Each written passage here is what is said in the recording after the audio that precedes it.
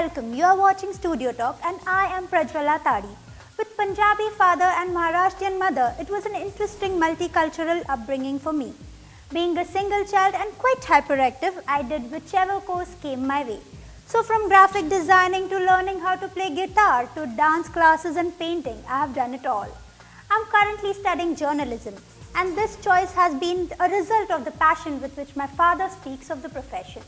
I have always heard that people say in India there is unity in diversity. I want to visit every state of our country and see that for myself. To understand this better, I feel I need to be a better communicator. Also, I want to use these experiences and present them on camera. Television is a powerful medium and I want to use it effectively to take my learnings to viewers. So stay tuned as I bring to you biggest stories from world of news, business, sports and entertainment. Peace in the valley was shattered after 6 armed terrorists sneaked through the line of control and attacked a heavily guarded army camp in North Kashmir. In this pre-dawn attack that lasted for close to 6 hours, 8 army men were killed.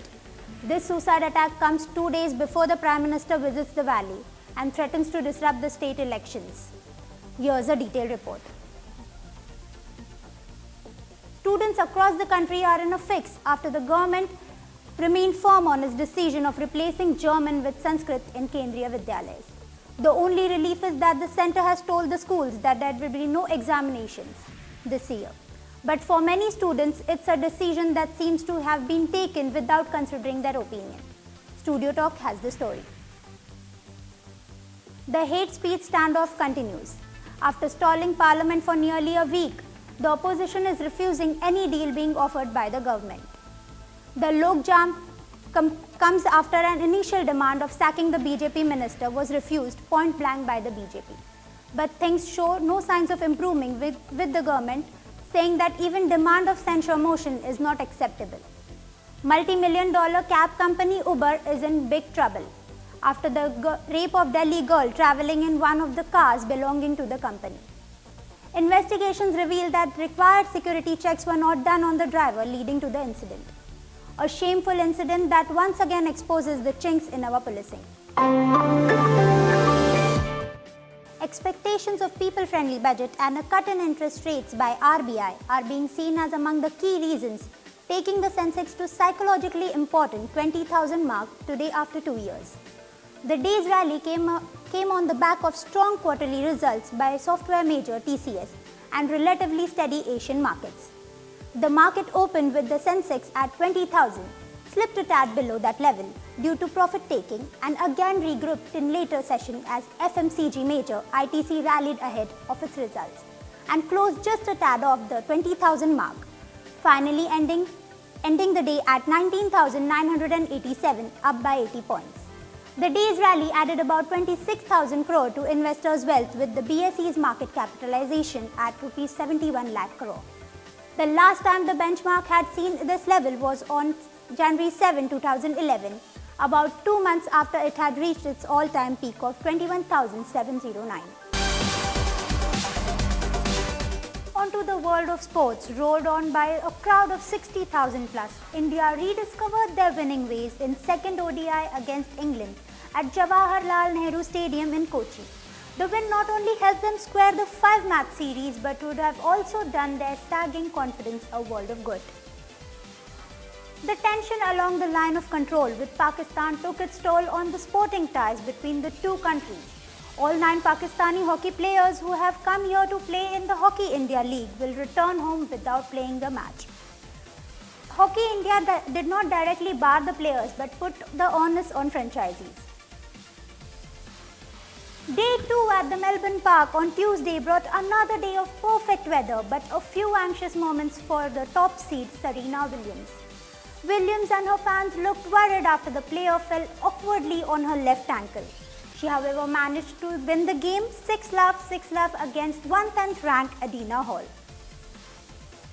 World champion Vishwanathan Anand scored an emphatic victory over the world number 2 from Armenia to end a rough 7-month patch. With this win, Anand has jumped into joint lead with 2 others after the 4th round of the Tata Steel Chess Tournament. In what would have been his first outing after the Wimbledon, Rafael Nadal is likely to be playing at the Brazil Open. Nadal hasn't played since June, essentially because of the tendinitis in his left knee. He was due to play in Australian Open, but a stomach virus forced him to withdraw. Hello, you're watching me Prajvala on Studio Talk. The much awaited World Cup final is finally here. And yes, you all Mumbaikars, gear up, cause you are the lucky ones to witness all the action on your home ground, the Wankhede. Cricket lovers, just hold your breath, because this time we all have the privilege to watch two extremely talented teams on the field, India and Pakistan, and that too in the World Cup final. How can anyone miss the drama when these two arch rivals get down to playing some fantastic cricket? So leave whatever you are doing, pick up your phones, dial the number flashing on your screens and wish your favorite team. We will pass on your wishes to your favorite team.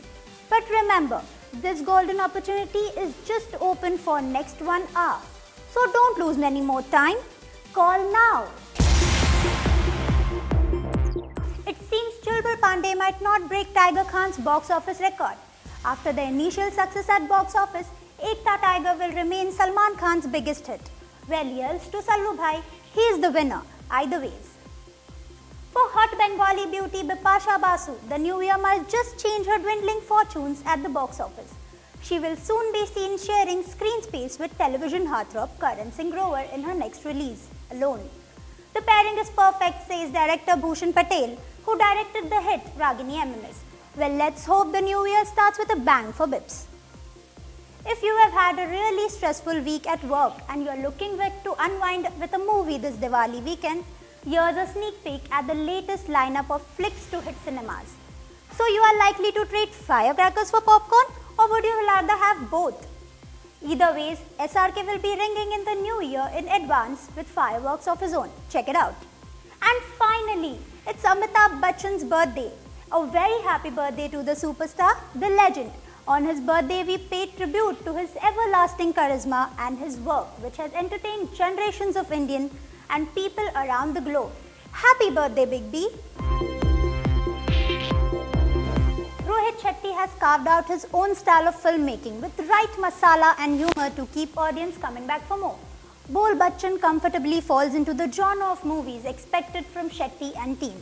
Abbas, played by Abhishek Bachchan, loses a legal battle over his ancestral property. On advice of a friend, he moves to Ranakpur along with his sister Sania, played by Asim. Soon he gets hired by local landlord Prithviraj Raghuvanshi, played by Ajay Devgan. Prithvi hates lies and Abbas can't live without them. Thus begins a series of mad capers and hilarious moments as Abbas tries to hide his true identity from Prithvi and keep his job intact. Bol Bachchan seems to have borrowed quite a bit from Hrishikesh Mukherjee's classic Golmaal. The entire plot is more or less the same, of course with signature Rohit Shetty fillers, cars, stunts and jazzy editing. While the script falters at several points, it's the one-liners by duo Farhad and Sajid that saves the movie.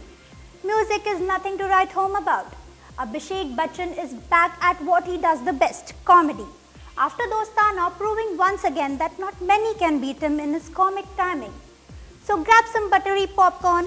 This one is total paisa vasool. Well, that's all that we have time for. Thanks so much for watching Studio Talk. This is Prajvala Tadi signing off.